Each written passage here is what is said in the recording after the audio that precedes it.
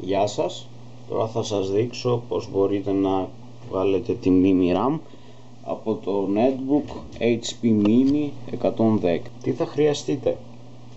Ένα κατσαβίδι σαν αυτό, λεπτό, και ένα αιχμηρό αντικείμενο, οποιοδήποτε στην άκρη. Εγώ διάλεξα ένα άλλο κατσαβίδι που είναι στην άκρη ίσιο, και φυσικά το netbook. Πρώτα απ' όλα πρέπει να γυρίσουμε το netbook ανάποδα. Το πρώτον ξεκινούμε αυτή τη βίδα και αυτήν εδώ. Φυσικά η μνήμη είναι αυτή εδώ πέρα.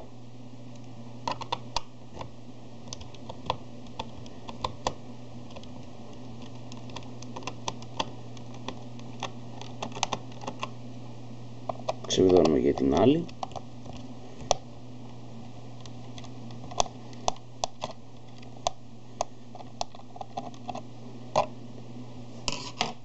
Και αφού τις ξεβιδώσουμε, παίρνουμε το αιχμηρό αντικείμενό μας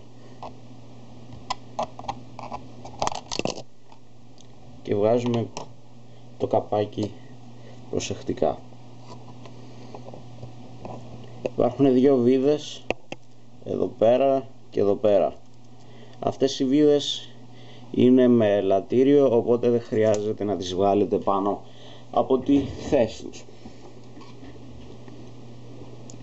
Τώρα εδώ πέρα υπάρχουν δύο διακόπτες, ας το πούμε, που ένας εδώ και ένας εδώ, έτσι ώστε άμα τους τραβήξεις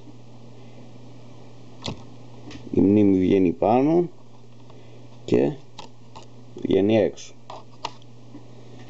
Ακολουθείτε τώρα την ίδια διαδικασία για να βάλετε τα πράγματα πίσω στη θέση τους. Ευχαριστώ που είδατε το βίντεό μου.